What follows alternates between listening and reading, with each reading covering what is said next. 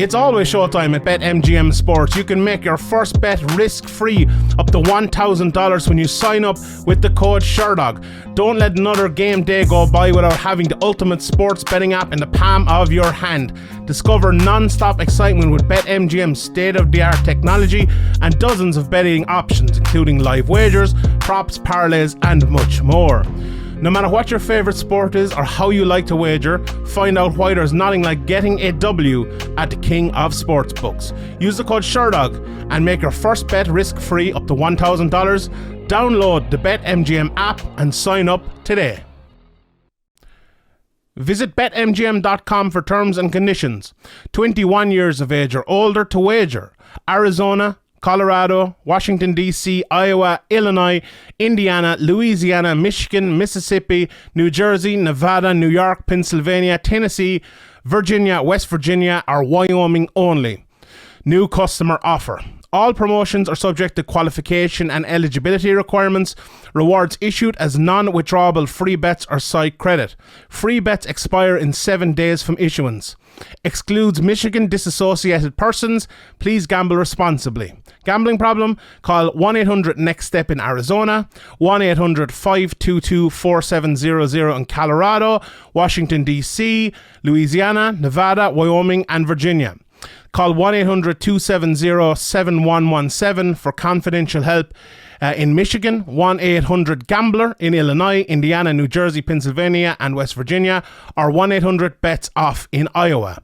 In New York, call 8778-HOPE-NY or text HOPE-NY to 467-369. In Tennessee, call the Red Line at 800-889-9789. In Mississippi, call 1-888-777-9696. Sports betting is void where prohibited. Promotional offers not available in Nevada. All right, it is the week of May 9th, 2022, and this is the Fight Business Podcast. I'm your host, Patrick Auger, and today we've got a little bit of a shorter show, but still plenty to get through. First, we're going to talk about UFC 274 pay-per-view buys. We do have the numbers from those pay-per-views, as well as an indication as what other pay-per-views this year did. And so we've got to really dive into all of that information. Then we're going to talk about Endeavor's earnings call. They did have their Q1 earnings call today.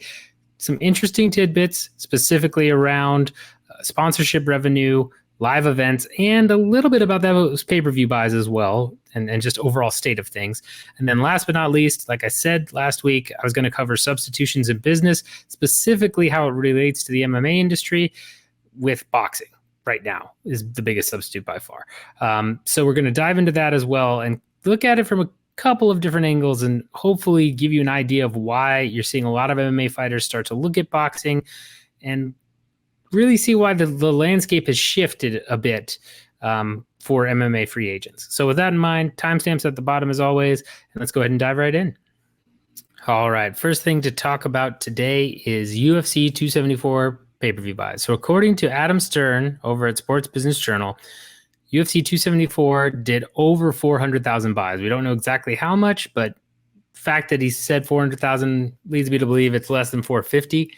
But we know it's more than exactly 400,000 on the dot. That all being said, another thing that stands out in this report, not only it being the first time we've had pay-per-view buys reported from a reputable source in quite a while, is that according to the report, it is the highest pay-per-view buy rate of the year. That is very important. Talk to a couple stars, drawing power, as well as a couple of different factors going on. So before we dive really deep into this, again, just want to call out Fight Scout app and some of these other sites that are just publishing literally garbage numbers, right? Just go around. If you see those numbers being published with the yellow numbers and, oh, it's this many buys and this is how much they got paid, remember, again, don't trust those guys. That being said, let's talk about this. First, let's talk about 274 doing 400,000 buys. So clearly shows that Gaethje and or Oliveira is a draw. I mean, that is higher than your standard rate, and what we, again, kind of put as the floor or middling rate around 200,000 buys is what we've seen in the past. So that's double that. Now, post-COVID, that is a little bit lower, or rather in the COVID era. That's a bit lower than we've seen. We've seen this inflated, what I've called the COVID bump. I think a big part of that was, again, people being locked inside. You had UFC being the first sport back, so it was kind of this novelty. And 400,000 buys is still good. Don't get me wrong. It's still a very good number, but it is much lower than what we've seen from reported numbers in 2021 and 2020. Now, part of that is, yes, you had some big fights like Conor and Dustin, right? Of course, those are going to draw gangbusters, but even outside of that, that seems, again, not bad, but not necessarily I'm jumping up and down for joy, right? In terms of who is the draw here, that is a real good question, because there's been a lot of, I guess you want to say, a lot of concern among media members and fans that Oliveira is not the draw, right? That the UFC is kind of trying to screw them a little bit, especially with the weight miss and everything going on with that whole fiasco. Certainly seemed like, okay, we don't want Oliveira as champion. We prefer Gaethje. And Gaethje has put on, spectacular fight after fight. So has Oliveira in his recent run. But we know from Justin's numbers that sometimes he can draw, but other times not so much. And it's hard to say, if maybe it just took a while for the casual audience to see him, especially, he had that fight against Habib where he kind of got ragdolled, but then he had that banger against Michael Chandler. Maybe that kind of boosted him up. But it's, hard to say. Oliveira didn't get the same bump from his banger with Michael Chandler, right? I mean, or his fight against Dustin Poirier, who had just fought Conor McGregor, who probably had more of a rub than Chandler or Gaethje anyway. It's really hard to say. Either way, great combo for both guys. I'll be very curious to see the numbers for when Oliveira, I guess, challenges for his belt at this point, even though we all know he's the champ. If you want to call technicalities, go for it. And there was business reasons behind that too, right? I mean, hypothetically, they could have paid him less. Seems like he got his pay-per-view points for this one, but when Dana White was asked about pay-per-view points going into the next title fight, he wasn't sure on that, which leads me to believe that maybe he won't get pay-per-view points and that championship bump during his next fight. But we'll see. And I that does reduce cost, which that's what the UFC machine is all about. I'm very curious to see how he does. I'm also curious to see where Gaethje goes too, because he's probably going to headline either another fight night. It's unlikely, Gaethje will headline any sort of pay-per-view or be put on a pay-per-view where he's more of the main draw, even in a co-main at this point. I feel like, they love having Gaethje fight. Obviously, Gaethje loves to fight. But in terms of where he'll be placed on cards, I don't think it's going to be easy to gauge his drawing power unless he's on an ESPN card. If he's on an ESPN Fight Night card, that'll be a good indication, because we could look based on ratings. And yes, ratings are what ratings are nowadays, but still you'd be able to kind of look and see if a lot of people are tuning in for Gaethje or not. So very curious to see where either guy goes after this, but good number overall. Now let's move on to the second bit of news surrounding this, which is that according to this report by Adam Stern, this was the highest grossing pay-per-view of 2022. Or I'm sorry, highest pay-per-view buy number of 2022, not highest grossing. Now, remember, at the start of this year, they bumped up the pay-per-view price to $75 a pay-per-view, which is steep. And I mentioned that when they did that, they were going to, A, see a dip, and B, it's more of an ESPN thing, right? ESPN is trying to get more of that revenue because they get straight revenue from buys up to a certain amount. And then once it hits that threshold, then the UFC gets a cut. So it's probably an ESPN move as well of, okay, we want to get a bigger share here. Yes, we're going to get lower buys overall, but we're going to get more money because we've raised the price of those buys and we're going to keep it under the threshold. or closer to the threshold where we get to keep all the money. So we knew that was going to happen, but let's look at some of these other cards, shall we? UFC 270 was Ngannou versus Gane. So that kind of, again, to me, solidifies part of what I had suspected with Ngannou, where he was a big draw and a big, right on the cusp of superstardom when he first fought Stipe. But after losing to Stipe, the shine kind of wore off, right? Which is how it goes.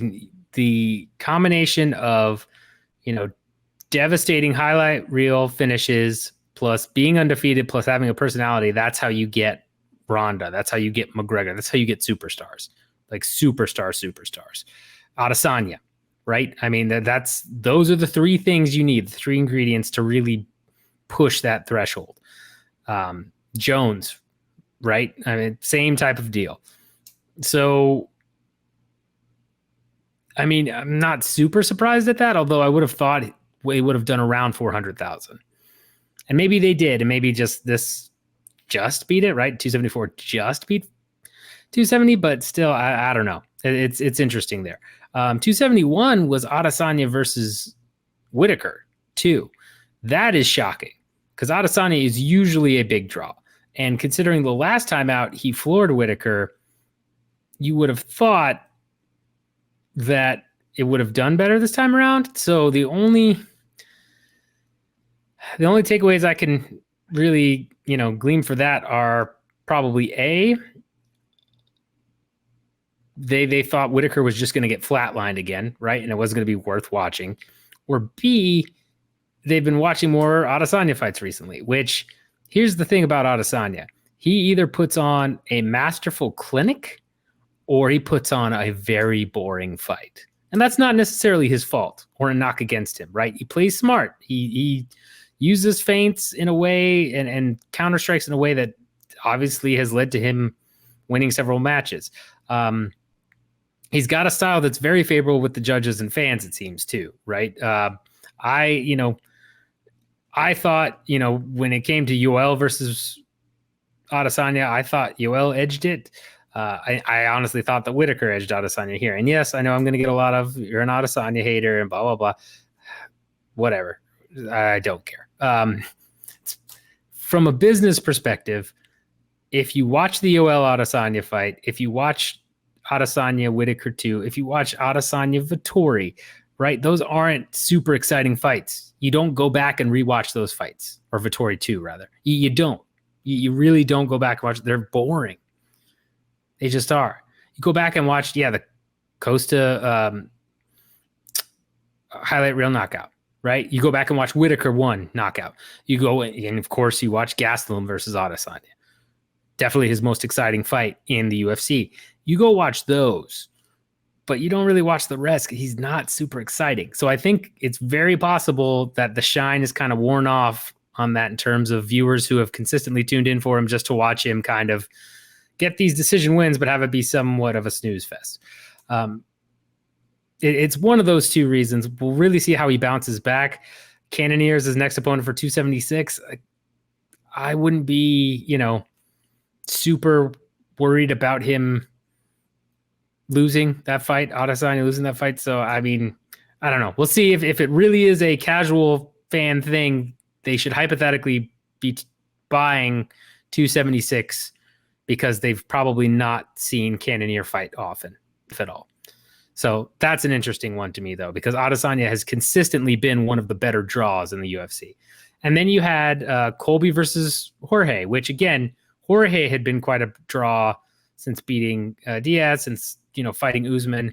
But probably after the Usman losses, maybe not so much. And Colby is not the biggest draw. I mean, he's got the loudmouth, he's got the personality, but he really hasn't been a consistent draw. His ratings have been bad on ESPN cards, and in pay-per-view, he hasn't been a huge pull. So that shows me that Jorge's, kind of worn off. That star power has really kind of diminished. And then Volkanovski versus Korean Zombie.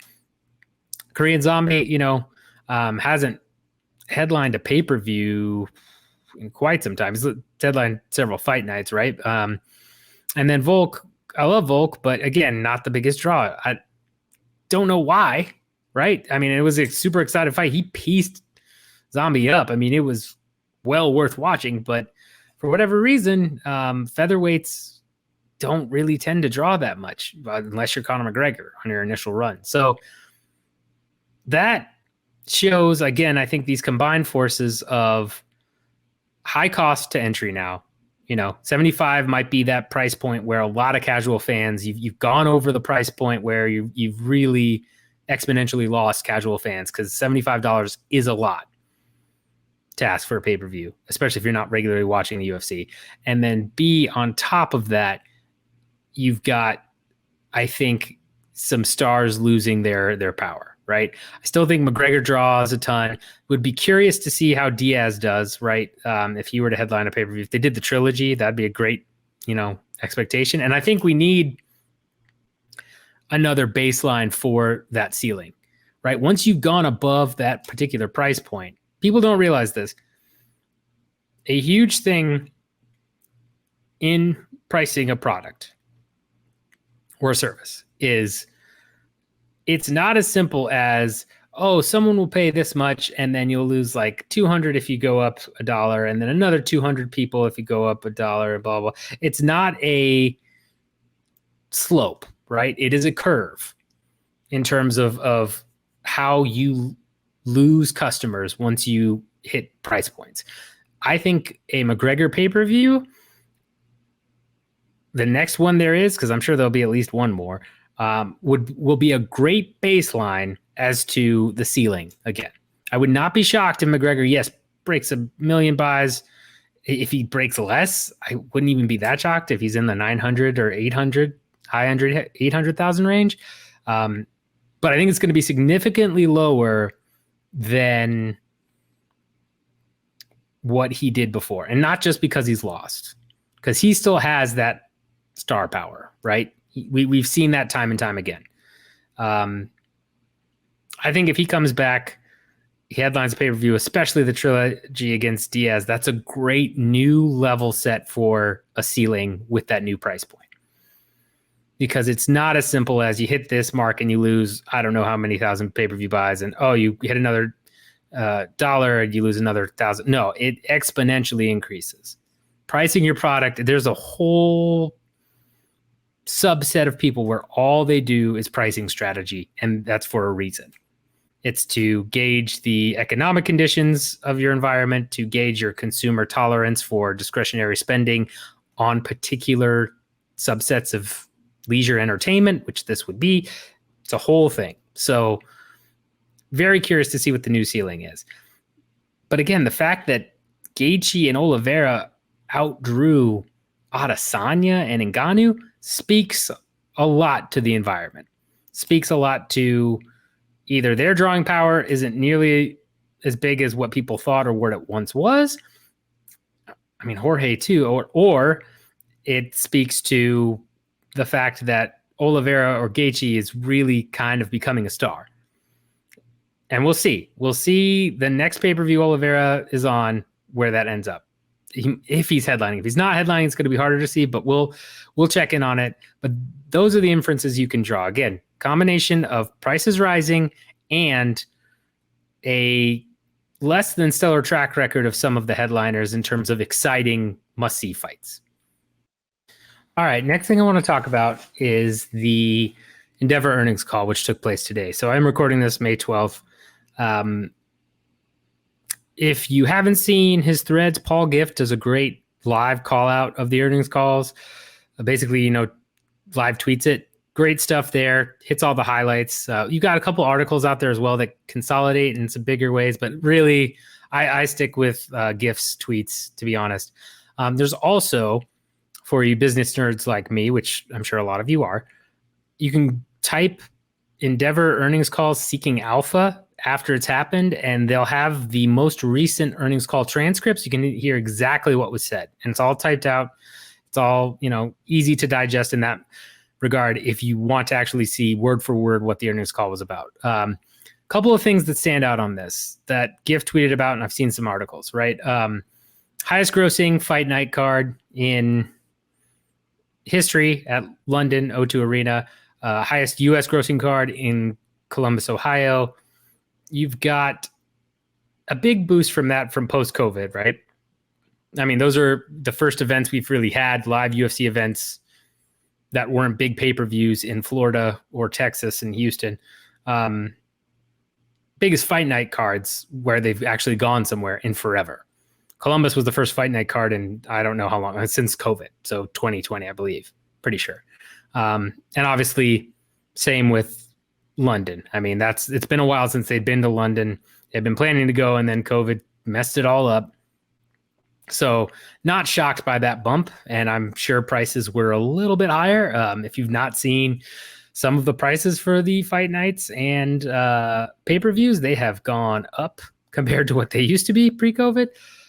So not shocked by those at all. UFC had one fewer pay-per-view event scheduled in the current year quarter than normal. So again, only 3. Usually they do 4, which sounds about right. Last year, I believe they did 2 in January. So again, not shocking when they talk about, that happening and then some revenue being offset by Diamond Baseball Holdings and their sports properties. So they're wrapping it all together saying like, hey, this is offset by this. And yeah, we had a little bit of issues here, but still up overall, right? EPS was for Endeavour was missed by like 3%, but revenue was plus 10. So stock is up after hours and rightfully so. By about $2 a share when it's at 18. So, not bad, a little over 10% bump. So yeah, I mean, it's good stuff for Endeavour. When you talk about, the strength of the revenue, it's hard not to look at this stuff and see, especially when the owned sports property segment generated revenue of $296 million in the first quarter, up 13 or 5%. Segment's adjusted EBITDA was up 2%. And then they talk a lot in the actual call about sponsorships, which we've talked on the show a ton, media rights deals as well. Sports Business Journal, I believe, had put out an article a while back about how they were doubling or near doubling their sports media rights around 94% on average. According to this, the combined sports media rights renewals, which would have included London, South Korea, a couple other places, was over 100%. So that's huge. That means we're getting $20 million from South Korea's main affiliate for broadcast media rights. You get the equivalent of $40 million next year. I mean, you can't be happier, right? That's huge stuff, strong revenue growth. And again, they talk about commercial pay-per-view being up, and then this goes back to what we just talked about with UFC 274 being 400,000 buys being the biggest of the year so far. They're still up in revenue because they've insulated themselves so well. They've really done a great job of getting that fixed revenue increasing. That's why they went so hard after sponsorships. That's why they've been working to break into new segments and new regional geographical areas, or again, convert more fans in existing areas, aka the UK, right? There's a reason they had a big London O2 card and touted Paddy the Baddy and had Tom Aspinall headline and all this other stuff right before they got that new deal signed, right? Which closed at the end of this past quarter. This is what they do. And it's smart. It's fixed revenue. It's set for as long as those media rights deals are. So even though pay-per-view numbers are down with that increase in cost and again, possibly lack of drawing power, plus COVID, that's another factor, right? Summer, everybody's going out now. I mean, it just keeps their overall growth going. Now, it's not, exponential growth or crazy growth, but the UFC is at a stage right now where they're kind of plateauing, right? They had that crazy exponential growth where they're just growing as fast as they possibly could post Ultimate Fighter. They've been doing that for a while. They get bought out by Endeavour. Endeavour then buys the whole thing. They get that fixed media rights deal with ESPN for $1.5 billion. All this stuff, and it's really now starting to slow and I believe turn into the more mature company phase, right?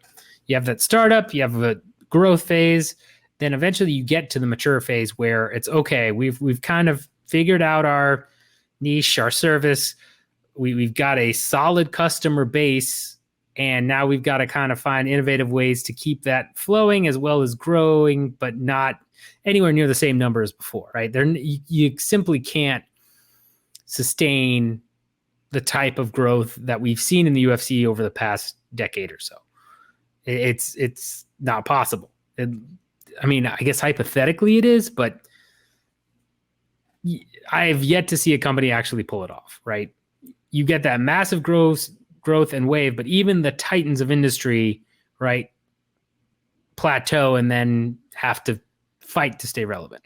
So in this regard, I feel like this is probably the start of the UFC's kind of maturity. Endeavour will still grow, I believe, because they're, again, recently IPO'd. They've got a huge amount of segments under them, so they're still massive. But I think they have a little bit more opportunity for just natural growth. But I don't think the UFC is going to yield them anywhere near as much year over year as it has been. And that, is kind of highlighted a little bit in what they talk about in terms of Endeavor's overall ideals of, they're not limited to one particular platform. They're trying to be kind of the supply side with all of the actors. Like they mentioned Robert Pattinson in the call being like the lead actor represented by William Morris. And William Morris, talent growths are up quite a bit since 2019. They're trying to still cultivate that ecosystem I've talked about, even though they kind of say they're not. For me, in my opinion, I think they still are. They have too many things in place and too many strategic moves with vertical integration that, in my opinion, they're really trying to kind of create their own version of like an Apple ecosystem or an Amazon or Tesla, right? Like that whole like, hey, buy from us. We've got all these adjacent products and we've got SpaceX and the Boring Company and Teslas and all this other stuff. But like we're this one big, like you become a fan of Endeavour, right? But they're working more on the supply side for other platforms too. That's a lot of their pitch is, hey, we've got a diversified portfolio where we've got a bunch of things that supply very popular items. We've got UFC and PBR, which supplies niche sports. We've got all of our actors and actresses who are all over different streaming platforms and movies and all of that. We've got Endeavour content. So we've got the, streaming services and distribution there, as well as, creating shows. We've got IMG Arena for betting, which kind of integrates with our sports owned properties, MMA, it's making headwinds in basketball, all that stuff. It's a solid idea for business and a solid strategy. It's just, all about execution, which we've talked about, where they've really relied on the UFC being the crown jewel. I still think the UFC will stay that way, but with the economy shifting the way it is, which I've been talking about, it's sooner than I thought. But if you've been listening to this podcast, I've been warning you about the economy shifting, and it certainly seems to have done that. I was right. And that's, I can say I'm expert. Yeah, a little bit. I can read some of the tea leaves, but I mean, I couldn't have told you when this was going to happen, just that I knew it was probably coming. That being said, the economy is shifting underneath everyone's feet right now. You saw Endeavor stock is still down quite a bit from their highs because of the rising interest rates and the amount of debt they have. It's going to be very interesting to see what they do with the UFC in terms of still generating them more money as the economy takes a downturn, right? We haven't seen the UFC really face that yet since it's become this behemoth. I mean, it's been a long time since the UFC was operating in an actual downturn, since the Great Recession, right? And back then, yeah, they were popular. Don't get me wrong, UFC was popular during the time, but they were a smaller shop. There were other things at stake. Right now, they are literally propping up a giant billion-dollar company, and they've really hit new revenue highs, insane growth over the past 10 years, right? it's going to be one of those things where do you continue growth? I mean, if you thought pay-per-view buys were low now, if the economy continues to really hit and all of a sudden the labor market gets affected and you end up with a higher employment rate, you get a full-on recession caused by the Fed's landing in the US, it's hard to imagine that people are going to pay $75 of their discretionary spending if they start to hurt for money, or if people are losing their jobs, right? Right now, it's a worker's paradise. How long that lasts is unknown. And when that bottom, falls out, which it will, right? It eventually will, because it comes in waves. It always does. So eventually, employment will go up. Suddenly, workers won't have their pick of wherever they want to work. They won't have probably as much discretionary spending, especially with inflation starting to slow, but probably kind of leveling off and prices staying higher than they were post this crazy ramp of COVID. It's going to be really interesting to see what the UFC does to keep revenue up, because they've exhausted so many options, right? They really have. I mean, you've had new markets conquered. You've had media rights deals, again, doubled essentially. You've cut costs by cutting so many fighters and signing all of these Dana White Contender Series guys. Do you continue to do that? And even then, how much fat is there left to trim? That's what I'm curious about. I'm very curious to see what the strategy will be if we hit a recession, if pay-per-view buys really start to dip to a level where it's making ESPN less happy. And UFC, again, has a bunch of guaranteed revenue, so they have enough revenue built in. But what happens when they finally stop growing, or when they have a contraction? How does that affect Endeavor? How does that affect the investors in Endeavor, right? Because the stock market is not rational. It is not. It is not based on fundamentals. It is driven by a lot of emotion and a lot of speculation. And if, again, you have even the slightest showing of a crack in the wall or crack in the armor, investors can go running. Sometimes they say, okay, that's fine, we're fine. But other times they just, Apple might be the best example of that. I forget what year it was. I want to say it was 2015 or 16. They broke a new record for earnings and market cap, but it was slightly less than what Wall Street expected. And like the stock tanked for a little bit and then quickly rebounded. But you get my point. Stock market is not tied to fundamentals anymore. It's important to remember that, because Endeavor has a ton of debt. It can't take a sustained share hit. It needs as much equity as it can get. So we'll see where this plays out. I'm very curious to see where the UFC goes with this in order to keep the growth up. Sponsorships, yes, will continue. Media rights deals as they come up, yes. And maybe there's enough media rights deals coming up in the next several quarters that they'll just, again, re-up on those and they'll be fine. But it's going to be interesting. If they don't have those things in place where they can easily just say, okay, we're in Q2 now. We know that, France and somewhere else in Europe and Australia's media rights deals are all coming up, so we're going to double. And then, Q3, and now we've got Spain and South Africa and et cetera, right? Like, if they don't have that kind of thing lined up, I'm not sure where the growth is going to keep coming from. Because I think they're going to see a slowdown, at least on the consumer side of purchases. Things, again, are shifting. We'll see where it lands, but I would not be shocked if things continue to get worse before they get better, and all of a sudden you start to see less discretionary spending on that stuff. All right, last thing to talk about today is substitutions. So I told you last time that I would kind of dive into what substitutions were a little bit more and give you kind of a business background on substitutions, or the threat of substitutions from Porter's 5 forces analysis, and how it relates to MMA, specifically with boxing. So what are substitute products? Well, that's essentially products that offer consumer choices when making decisions that, again, they're not exactly a direct competitor, but they're something that if a consumer has a limited amount of budget for an area, they may decide to spend on a substitute product rather than your particular product or service because of price, because of particular promotion or demand, quality. There's a lot of different factors that go into it. An example of a substitute to start out with would be, think of if you had a fast food budget, right? Where you are a high schooler and you get, lunchtime. And this is from old personal experience where you get a set amount of lunch money.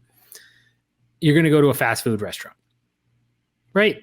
You got 30 minutes, 35 minutes. You're going to get off campus real quick. You're going to find some fast food place, chow down, and then come back with your friends. McDonald's is one option, or maybe KFC is another option. They're not direct competitors, right? KFC is all about chicken and their chicken, although they've honestly become deeper competitors because of some of their sandwiches. All right, let's go Taco Bell. That's easier. McDonald's and Taco Bell, right? Taco Bell does Mexican fast food, quesadillas, tacos, all that fun stuff. McDonald's does burgers, some chicken sandwiches, some other ice cream stuff. Not a direct competitor like McDonald's versus Wendy's or Burger King, but still in that fast food genre. And if I'm a high school kid with $10 to my name for lunch, I may have different choices between that subset. And if I know that, okay, I can get a chicken quesadilla and a whatever box over at, Taco Bell that's going on right now as a special with a bunch of tacos and a quesadilla for $5 versus I go to McDonald's and I can do the dollar menu and I can get a ton of stuff. Well, okay, I'm going to go ahead and get the dollar menu because I'm able to get more out of it, right? Or let's say there's no promotion at Taco Bell, so it's just straight regular Taco Bell stuff. Great. Well, I'm going to go to McDonald's because I know it's a little bit cheaper, or it has a special promotion going on. It's not quite your direct competitor, but it's still you're fighting the consumer's budget and interest. And so if the price of McDonald's goes up, then the demand for Taco Bell goes up. That's generally how substitutes work, where I think one of the bigger examples is coffee and tea, which I don't know that they're that related, but again, price of coffee goes up, demand for tea goes up because it's cheaper and it still gives me that effect of drinking something that's not water and boosting, blah, blah, blah. Or, ink and pens. That's another great one is, price of ink goes up. Well, the, demand for pencils goes up because, well, yeah, I'm running out of ink. I don't want to pay $5 for a pen. I'll pay $1 for a pencil. And I ignore I know pens don't generally cost $5 and pencils. Yeah, I understand, but you get what I'm saying, right? That's how substitute products work. So again, factors you look at for substitute products are price being probably the biggest one and the most common one, but then there's, quality, there's low switching costs and high switching costs. So if I am, choosing between Taco Bell and McDonald's and I'm driving there from the high school campus and I normally go to McDonald's and it's 3 minutes away right on campus. And then I want to go to Taco Bell, but it's all the way on the other side of the city and it's 15. Well, that's longer for me to get there. I have less time to eat. That's a higher switching cost. Maybe the price is better because Taco Bell has an awesome deal going on, but it's farther away. It's a higher cost for me. If they're both 3 minutes away, however, right? Say they're in a food court at a mall or something. Well, then there really is no switching cost. It literally is, okay, I'm just going to go stand in line over here versus standing in line over here. Chick-fil-A is a great example of that, where your switching cost is almost always higher because everyone is always trying to eat Chick-fil-A at all times. So, if I'm trying to go to any particular fast food restaurant for lunch and I normally go somewhere, but Chick-fil-A has a great deal, and wherever I go, Taco Bell, KFC, where have you, prices have gone up. It's still going to be harder for me to do Chick-fil-A because I know I'm going to have to sit in line for so long, right? Just so long. Quality is also a big thing too, right? If McDonald's is just garbage hamburgers. The one by me is just making terrible, terrible hamburgers. And I know the Taco Bell over on the other side. I'm in high school. I have a buddy that works there. He makes primo food. He wants to be a chef one day. Well, okay. Like, I know the quality is going to be better. I'm going to order from there more often, right? Pizza is another example of that, right? Like, okay, if I have delivery of some food and I know that, let's say Chinese food in my town is usually delivered and it's not that great, but the pizza's amazing from this particular restaurant, well, that means I'm more likely to, endure the maybe higher costs, the higher delivery times, all that, because I know the quality's better. So again, a couple of factors that you think about with substitutes. Availability of the product. If there's tons of Chinese restaurants and then there's only one pizza place, I'm more likely to do Chinese. And I know I'm doing food here, but don't blame me. It's late and I'm a fat kid at heart. So, it is what it is. But yeah, those are the main factors you're looking at when it comes to substitutes. I'm sure there are a couple others. You can look them up if you want to go through the exact 5 forces questions where you're asking XYZ, blah, blah, blah. But now let's take this, assuming you understand what a substitute product really is in the market and how it kind of works. And let's take that with MMA and boxing, because that's the based example of a substitute we've got going on in the MMA space right now. Because they're not quite the same, right? They're both combat sports, but obviously have different rules, have different hardcore fan bases, different stars. But there's a little bit of substitute product offerings going on between boxing and MMA. And another important thing about substitutes, which I have not yet mentioned, is that even a monopoly or a monospony can face competition from substitutes, right? If I'm in a small town where I grew up, right, of like 20,000 people, and I own 3 or 4 restaurants, which is fine dining restaurants, which is actually the case in one scenario, in my hometown, actually, like basically all of the fine dining restaurants, right? So I've got a lock on that, like fine dining, high class cuisine of, let's say, Italian. I am, a monopoly in high class Italian cuisine. Nobody can buy a new restaurant. There's not enough space. Everybody loves my restaurant. You're not getting in. Barriers of entry are too high. But let's say there's a fine dining seafood place that opened up, right? And all of a sudden it's the big new thing in town. We're talking about a small rural community. So all of a sudden it's like, whoa, they got a brand new atmosphere. They have live music. It's this whole thing. It's like, whoa, that's crazy. That's competition for me. Whereas before I dominated both the fine dining scene and the, Italian food area. All of a sudden, even though somebody is selling, something that is completely different product, technically, where they're all seafood, I'm all Italian, that's competition.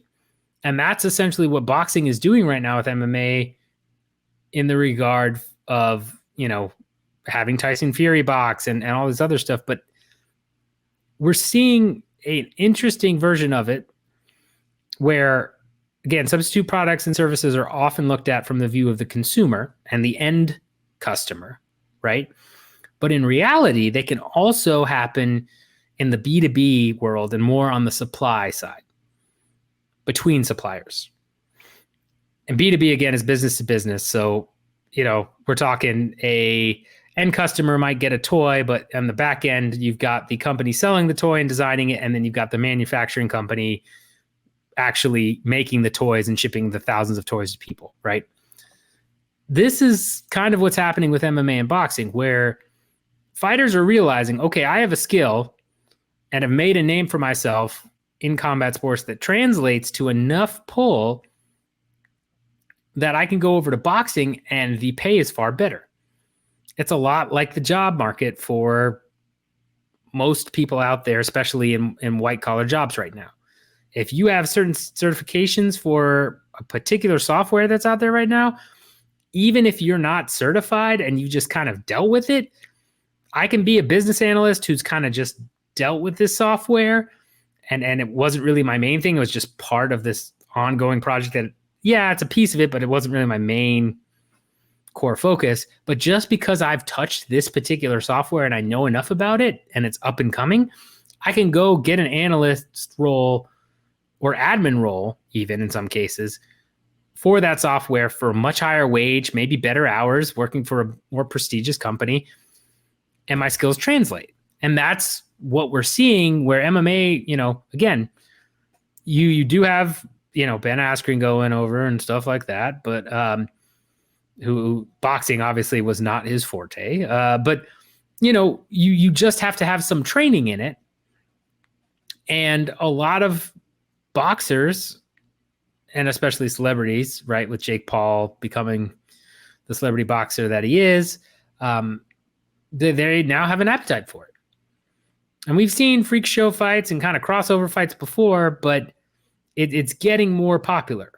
And it's giving an avenue for fighters who are currently making far less money in places like the UFC to go over to boxing and get huge paydays, right? Like you've got a bunch of retired boxers like Tyson Fury, Floyd Mayweather, or boxers that have kind of exhausted the division, right? Like Katie Taylor. You can obviously run back the Serrano rematch, but like, again, let's say Katie Taylor gets through Amanda Serrano. Okay, then you've heard Eddie Hearn talk about, well, maybe Chris Cyborg, maybe Holly Holm, because that's a crossover fight, and that's that's interesting. And Holly Holm, especially given her background, that's okay, cool. There's a lot of opportunity there. There really is. And Tyson Fury is saying, yep, I'm done competing in like professional competitive boxing, not gonna, fight Usyk and unite everything, all that stuff. But you know what? I will fight Francis Ngannou, right? Because that'll be an awesome fight. Don't you want to see me fight Francis Ngannou in an exhibition? Wouldn't that be awesome? Floyd Mayweather. Well, yeah, I'll go fight Conor McGregor. Wouldn't that be cool? It's really taken off. And that substitute option for top MMA fighters is slowly becoming a thorn in the side of the UFC. Again, it's not crippling them by any means. We've just talked about how much money they're guaranteed. But to get that extra little bit of variable revenue, you do have to have stars and you do have to have popular fighters. And those fighters are seemingly making more of the move over to boxing, or at least getting tempted by it, right?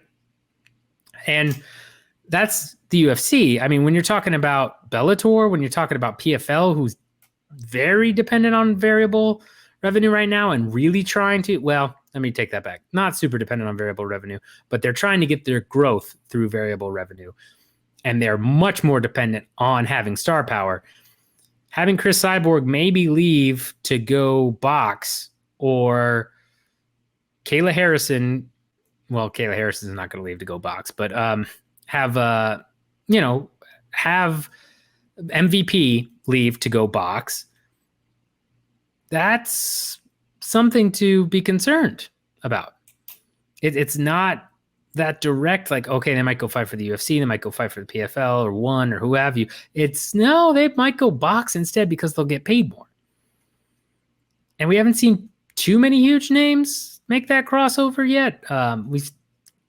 We know Cyborg is being talked about and wants to do it. We know Ngannou wants to, but that could, again, start a trend, because those fighters are going over, like Ben Askren, who had no business fighting Jake Paul, and Tyron Woodley, who, just got knocked out by Jake Paul, but they're going over there and they're making tons of money. We got Dan Hardy boxing Diego Sanchez on an undercard coming up, which is just wild to think about. That's going to continue as long as boxing has an appetite for those crossover fights, and as long as you've got people like Jake Paul who would love to fight a bunch of UFC guys, or Fury, or who have you, Katie Taylor, all of those guys trying to get these huge crossover fights and all this stuff. As long as boxing has an appetite and fans have an appetite for that, it's going to start being competition for Bellator, PFL, UFC in terms of free agency. It's going to give them another option. It's a substitute product, right? If everybody's doing Taco Bell and, Pizza Hut. Well, pizza is not really fast food. Taco Bell, McDonald's, and I don't know what else. Long John Silver's, right? And you've had those three options forever in your town, and all of a sudden Chick-fil-A comes to town. Yeah, you've got a little bit more hurdles in terms of the crossover, but and that higher switching cost, but ultimately the quality of your product, generally, right, Chick-fil-A is going to be way better. It's going to be new. It's going to be exciting. It's a new entrant, and you're getting more money. If you're a fighter, you have to look at that in free agency. Build up your name in MMA, do your thing, and then when you've got enough of a following, go get the real payday in boxing. I'm sure that's what managers are telling them. Sure, that's what Markel Martin is telling Francis Ngannou. Is, look, you've made enough of a name for yourself. You are, the undisputed UFC champion. You just beat a huge contender with your legs hurt. You knocked out the self-proclaimed GOAT heavyweight of the UFC who's defended the belt the most times. Go, Tyson Fury's calling you out. Go make the payday of your life. Go get that Conor McGregor payday. It doesn't matter that you apparently drew less than 400,000 buys for UFC 270. You're about to eclipse all of that. And other fighters have to be thinking about that, right? And again, it's not going to cripple the UFC. It will hurt Bellator and PFL and one more.